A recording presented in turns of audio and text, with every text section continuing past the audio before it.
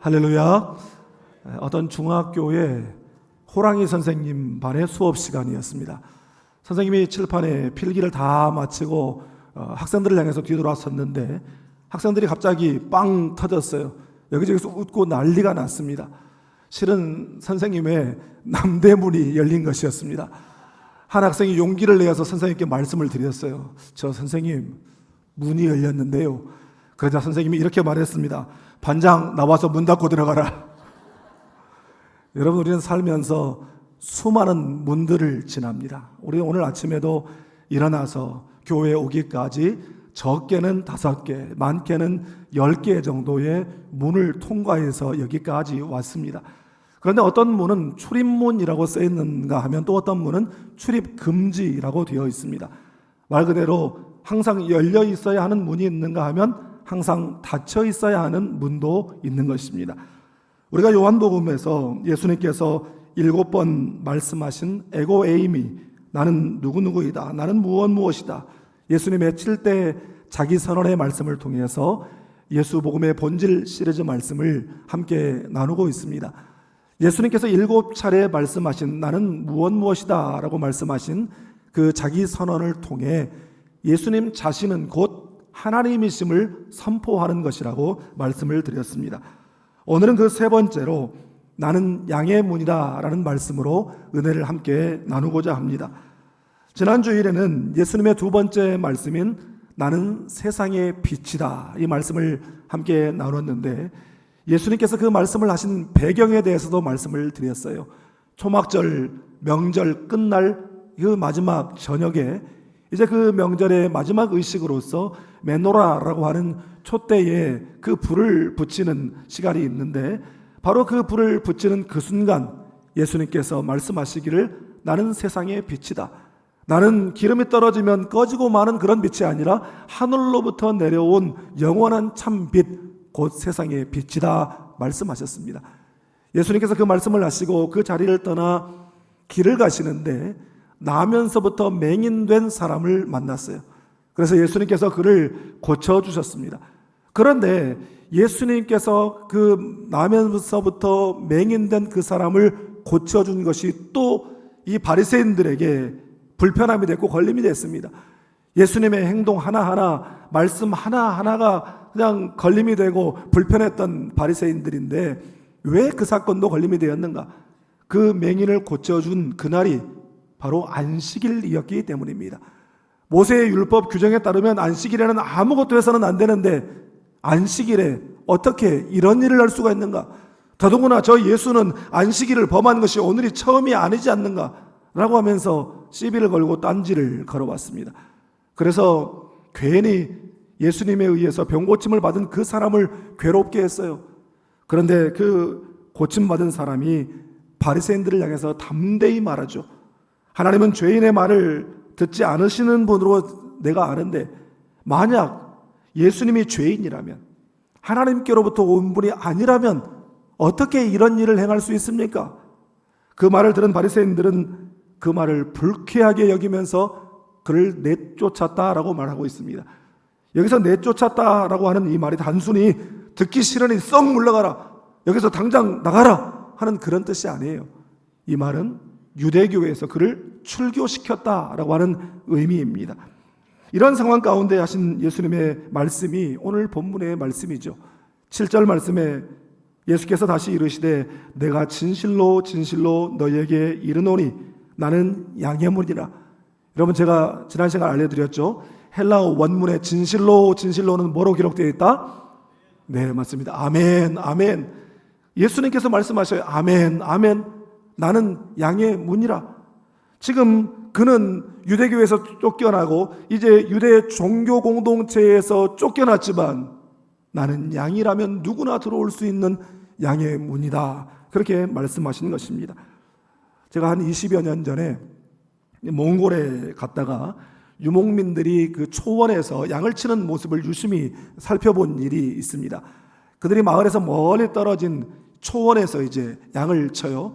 그러면 낮에는 그 대초원에 양을 풀어 놓습니다. 그러면 양들이 풀을 따라서 어디까지나 가서 풀을 뜯어 먹어요. 그러다가 이제 저녁이 되면 양을 모아야 되잖아요. 그러면 개를 풀고 목자들은 말을 타고 그러면서 정말 기가 막히게 기술적으로 그 흩어져 있던 양들을 쫙 이렇게 모아가지고 임시로 만들어 놓은 울타리 안으로 다 그렇게 집어넣더라고요. 그런 다음에 그날 그 울타리 입구에 불을 피우고 그날 당번 목자가 모포 같은 것을 뒤집어 쓰고 거기에 들어 눕더라고요. 그렇게 함으로써 울타리 안에 있는 양을 지키고 울타리 밖에 있는 맹수들이 울타리 안으로 들어가는 것을 막는 그러한 일을 한 것입니다. 여러분, 이 목자의 이 모습 속에서 문의 역할이 두 가지라는 것을 알 수 있죠. 그 뭐냐면 들어오게 하는 역할과 들어오지 못하게 막는 역할, 이 두 가지 역할이 있는 것입니다. 즉 허락된 이들의 출입과 동시에 허락되지 않은 이들을 막음으로 그 안에 있는 이들을 보호하는 역할을 문이 한다는 것입니다. 여러분, 오늘 말씀 나는 양의 문이다 말씀하신 주님의 그 말씀의 의미를 우리가 알고 또 우리의 문이 되시는 주님 안에서 풍성한 생명과 사랑의 교제를 누리게 되기를 주님의 이름으로 축복합니다. 먼저 오늘 본문 8절 9절 말씀을 함께 읽겠습니다. 나보다 먼저 온 자는 다 절도요 강도니 양들이 듣지 아니하였느니라. 내가 문이니 누구든지 나로 말미암아 들어가면 구원을 받고 또는 들어가며 나오며 꼴을 얻으리라. 아멘. 예수님께서 양들의 목자와 절도와 강도를 대조하여 말씀합니다. 오늘 보면 1절, 2절에서부터 그 목자와 절도, 강도를 대조시키고 있어요. 여러분, 목자와 절도, 강도를 어떻게 구분할 것인가? 문을 통하여 양의 우리에 들어오지 아니하고 다른 데로 넘어가는 자는 절도며 강도요, 문으로 들어가는 이는 양의 목자라. 저는 이 말씀을 읽으면서 순간 제 머릿속에 신천지가 딱 떠올랐어요. 여러분 보십시오. 딱 신천지 그것들이 하는 짓거리잖아요. 이게 정정당당하게 바른 문으로 정문으로 들어오지 않고 거짓과 속임수를 통해서 가만히 담을 넘어옵니다. 말씀을 기가 막히게 풀어주시는 선교사님이 계신데 가서 딱 한 번만 같이 배워보자고, 한번 들어보자고. 신령한 능력을 가진 분이 계신데 가서 기도 한번 받아보지 않겠느냐고. 그렇게 믿는 사람들을 미혹합니다. 그리고 교회 안에 악한 목적을 가지고 들어와서 목회자나 당회의 리더십을 흔들고 비판과 부정적 생각, 부정적 말들, 이런 가라지를 몰래 뿌려서 이 교회의 질서를 흔들어 버려요. 그리고 영적 분위기를 흩어버리는 것입니다. 마귀짓 하는 거죠. 여러분, 신천지의 접근과 미혹을 잘 분별하고 절대로 넘어가지 않기를 바랍니다. 여러분, 다른 데로 넘어간다라고 하는 이 의미를 우리의 삶에 조금 확대해 적용을 해보면 우리가 전도를 하면서 가끔 그런 말씀 여러분 들어보셨을 거예요. 아, 나 절대 예수 안 믿는다고. 나는 교회 안 간다고. 교회 다니는 사람들한테 하도 당해봐가지고 아주 교회 다니는 사람이라면 이가 갈린다고. 저는 교회 다니는 사람들이 더 불량하더만. 그런 이야기를 들을 때마다 사실 구멍이라도 있으면 숨고 싶어요. 목사도 예외는 아니에요. 요즘에 하도 희한한 목사들이 많아가지고 어디 가서 목사라고 말하기가 부끄러워요. 제가 밖에서 이제 성도들을 식당에서나 또 이렇게 길에서나 만날 때가 있어요. 그런데 우리 성도들은 반가우니까 목사님 하고 불러요. 그러면 얼마나 제가 얼굴이 뜨거워지는지 온 세상 사람들이 다 저를 쳐다보는 것 같아요. 제가 여기 순천에 이사 와서 아파트에 들어가면서 제 아내한테 부탁을 한 것이 있습니다. 우리 주민들로 하여금 절대로 내가 목사인 것을 모르게 해라. 이런 특명을 줬어요. 그래서 매사에 그냥 자연스럽게 이렇게 행동을 하는데 아니 어느 순간 우리 라인 사람들이 제가 목사인 걸 다 알게 되어버렸어요. 그리고 제가 경비실 반장님들에게 이제 음료수나 음식을 이렇게 가끔 드리는데 한 번은 이 반장님이 맛있게 먹겠습니다 목사님 그러는 거예요. 그래서 깜짝 놀라서 어떻게 하셨습니까? 그랬더니 그분이 하시는 말씀이 이거 보고 알았죠. 아, 목사인 줄 모를 때는 저한테 사장님 그러니까 참 듣기 좋던데 목사인 게 다 이제 들통이 나버렸어요. 여러분, 우리가 어디 예수 믿는다고 해서 더 불량하고 예수 믿는다고 해서 더 나쁘겠어요. 세상 사람들이 그렇게 말하는 이유가 뭐겠습니까? 그들은 우리 크리스찬들에게 높은 도덕적 기대감을 가지고 있다는 것이에요. 우리는 좀 이렇게 살지만 예수 믿는 사람은 좀 바르게 살았으면 좋겠다. 우리는 이렇게 살지만 예수 믿는 사람들은 좀 바른 모습을 보여줬으면 좋겠다. 예수 믿는 사람들은 역시 다르겠지라고 하는 그런 기대를 가지고 있다는 것입니다. 사랑하는 여러분, 예수 때문에 좀 더 양보하고, 예수 때문에 좀 더 손해보고, 예수 때문에 좀 더 또 우리가 참고 베풀고 살기를 주님의 이름으로 축복합니다. 그런데 오늘 본문 7절 말씀에 보니까 예수님께서 나는 양의 문이라 그랬어요. 그런데 이 말씀을 원문으로 살펴봤더니 이 양은요 분명히 복수형으로, 그러니까 집합명사입니다. 양들, 더 sheep 하면 집합명사거든요. 집합명사로 되어 있고, 이 문은 단수로 되어 있고 그 앞에 정관사가 붙어 있어요. 그 문 이렇게 되어 있습니다. 여러분, 그러니까 양들이 출입할 수 있는 문, 출입해야 되는 문은 유일한 문이라는 것이죠. 여러분, 이게 무슨 말입니까? 예수님을 통하지 않으면 아무도 하나님께로 갈 수가 없고 아무도 천국 갈 수 없다는 그런 의미입니다. 지금 21세기를 종교 다원주의의 시대라고 그렇게 부릅니다. 이게 다원주의가 마치 시대 정신인 양 타종교를 인정해주고 존중해주고 서로가 진리인 것을 인정해주는 이 포용성이야말로 세계 평화를 이루는 호혜 정신이다라고, 호혜주의 정신이다라고 생각하는 그런 시대 가운데서도 여러분, 우리는 살아계신 하나님의 말씀인 성경이 말씀하는 바 구원과 진리의 유일성을 담대하게 선포해야 되는 줄 믿습니다. 여러분, 우리 그런 의미에서 사도행전 4장 12절 말씀을 우리 함께 읽으면서 함께 고백하겠습니다. 다른 이로서는 구원을 받을 수 없나니 천하 사람 중에 구원을 받을 만한 다른 이름을 우리에게 주신 일이 없음이라 하였더라. 아멘. 오직 예수뿐임을 믿으시기를 바랍니다. 이번 추석 연휴를 지나면서 정말 이 황당한 뉴스를 제가 봤어요. 뉴스 제목이 뭐냐면 내비 따라가다가 논두렁에 갇혀 2km 가는데 5시간 걸려. 여러분, 저 사진 한번 보십시오.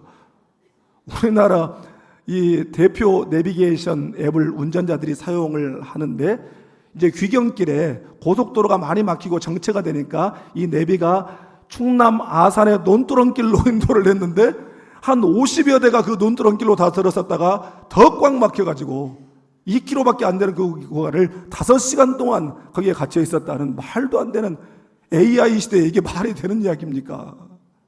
여러분, 첨단 과학 따라가다가, 세상 유행이라고 해서 남들 다 아는 것이라고 해서 그것을 따라가다가, 지성인의 포용성이라고 그것을 따라가다가 진리가 아닌 것을 따라가면 우리의 영혼도 이처럼 엉뚱한 곳으로 떨어지는 일이 있게 되는 것입니다. 오직 예수, 길이요 진리요 생명 되신 예수만 따라가기를 축복합니다. 또한 주님은 천국문, 하늘문입니다. 여러분, 우리 교회가 하늘문이 열린 교회가 되기를 바랍니다. 우리가 세상에서 정말 세상적인 것, 세상에 찌들어서 그렇게 살다가 교회에 왔는데, 교회에서도 똑같이 세상을 보고 돌아가면 여러분 얼마나 불행한 일이에요. 하늘문이 열리고 하늘을 보고 가는 은혜가 있기를 바랍니다. 열린 하늘문을 통해서 하나님의 임재를 경험하고 말씀이 선포될 때 그 말씀에 내 마음이 뜨거워져서 아멘 아멘으로 그 말씀을 받고, 그 말씀을 받을 때에 내 마음에 위로와 능력이 임하고 그야말로 하나님을 만나고 돌아가는 그런 영적인 예배, 신령한 신앙생활을 하게 되기를 주님의 이름으로 축복합니다. 그런데 양들을 향해 열린 문, 주의 성도들을 향해 열린 하늘문, 그러나 그 문은 언제까지나 열려 있지 않습니다. 노아의 방주의 문처럼, 신랑을 맞이하는 혼인잔치 집의 그 문처럼 굳게 닫히는 때가 온다라는 것입니다. 여러분, 그러므로 문이 닫히기 전에 믿지 않는 가족, 친구, 이웃들을 사랑으로 강권하여 그 생명의 문, 하늘문에 들어가게 하기를 주님의 이름으로 축복합니다. 다음으로 본문 3절 말씀을 함께 읽겠습니다. 문지기는 그를 위하여 문을 열고 양은 그의 음성을 듣나니 그가 자기 양의 이름을 각각 불러 인도하여 내느니라. 아멘. 본문 3절에서 양은 음성을 듣는다, 4절에서 양은 음성을 안다, 이런 표현들을 쓰고 있습니다. 양들이 절도나 강도를 따라가지 않을 수 있는 비결이 무엇이냐면 그들이 목자의 음성을 듣고 목자의 음성을 알기 때문이라는 것입니다. 여러분, 목자의 음성을 안다라고 하는 것은 그만큼 목자가 자기 양들과 함께 시간을 보냈다라고 하는 것이고, 또한 그 목자의 음성을 듣는다라고 하는 것은 목자가 그 양들 하나하나의 이름을 불러주었기 때문입니다. 누군가 내 이름을 알고 내 이름을 불러준다라고 하는 것이 참 별것 아닌 것 같지만 그 참 큰 감동입니다.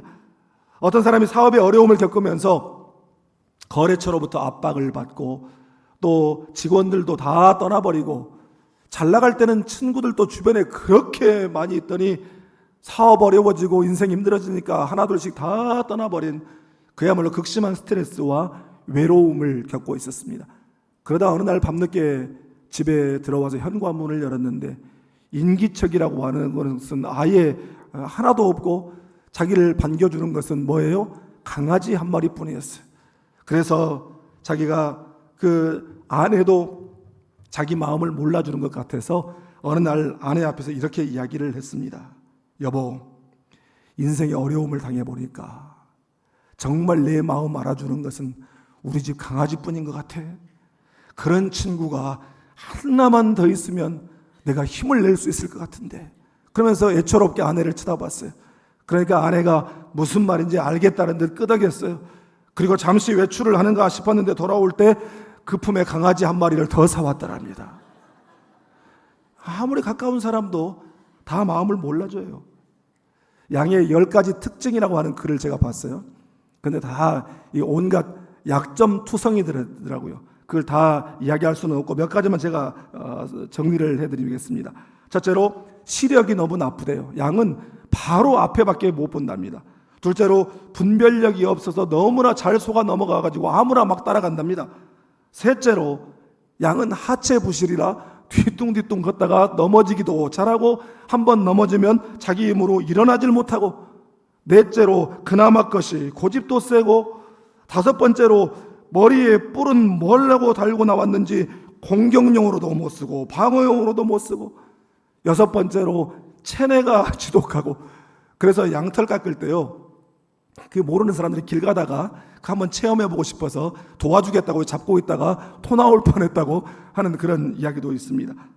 그런데 이런 약점투성이인 짐승을 가장 많이 닮은 동물이 누구냐? 바로 인간이랍니다. 약점투성이, 능력도 없는 주제에 또 고집은 세가지고 뭐라도 되는 양 폼은 다 잡고, 좀 멀리 떨어져 있으면 하얗고 뽀얗고 그럴싸한데 가까이 가면 냄새 나는 것, 그게 인간이라는 거예요. 여러분, 저도 마찬가지입니다. 제가 여러분들하고 좀 떨어져 있으니까 제가 좀 봐줄만 하지, 가까이 가면 저도 똑같이 냄새 나는 인간이에요. 그러니까 오죽하면 제 아내가 한번 살아봐 그러겠습니까? 여러분, 그래도 양이 잘하는 게 있다고 그래요. 그게 뭐냐면 목자의 음성을 분별을 잘한답니다. 이게 양을 살리는 거예요. 사무엘상 3장에 보면 어린 사무엘이 제사장 엘리 밑에서 자라면서 성막에서 자랍니다. 그때 하루는 하나님께서 사무엘의 이름을 부르셔요. 사무엘아, 사무엘아. 그런데 그 시대는 하나님의 말씀이 막혀버린 시대였어요. 하나님의 말씀이 들려오질 않았어요. 하나님의 말씀을 받았다고 하는 선지자가 없는 그런 암흑의 시대였습니다. 대제사장 엘리도 못 듣는 하나님의 음성을 어린 사무엘이 들었습니다. 사무엘아, 사무엘아 부르시는지라 사무엘이 이르시되 말씀하옵소서 주의 종이 듣겠나이다. 여러분, 하나님의 음성 듣는 것이 바로 영성이에요. 영성 훈련이라고 하는 것이 다른 것이 아니라 하나님의 음성 듣는 훈련입니다. 여러분, 그러면 어떻게 어린 사무엘이 하나님의 음성을 들었을까요? 그 비결은 그가 누운 자리, 그가 있는 자리였습니다.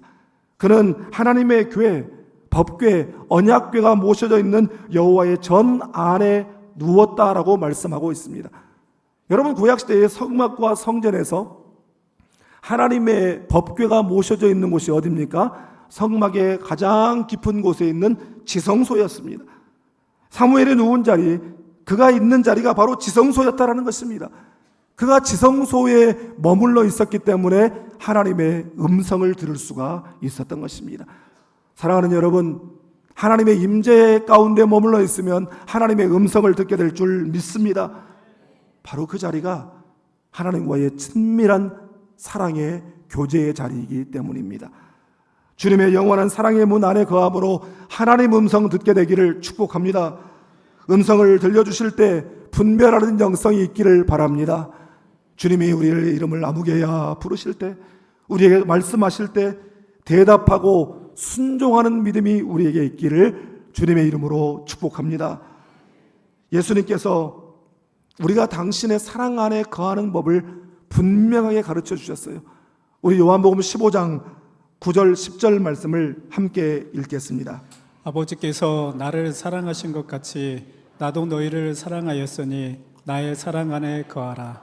내가 아버지의 계명을 지켜 그의 사랑 안에 거하는 것 같이 너희도 내 계명을 지키면 내 사랑 안에 거하리라. 아멘.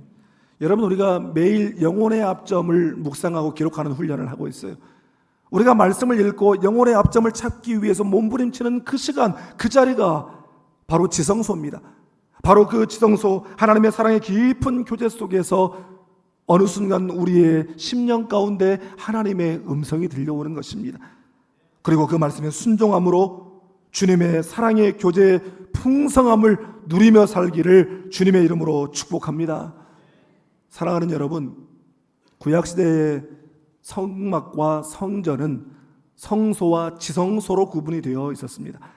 그런데 그 성소와 지성소를 구분하는 것은 그 사이에 드리워져 있는 두꺼운 휘장이었습니다. 그런데 우리 주님 예수님께서 십자가에 달려 죽으실 때에 다 이루었다 말씀하시는 그 순간 그 성소 사이에 드리워져 있던 휘장이 위에서부터 아래로 쫙 찢어졌습니다. 그래서 이제 우리는 주의 보혈의 공로를 의지하여 지성소로 나아갈 수 있게 되었습니다.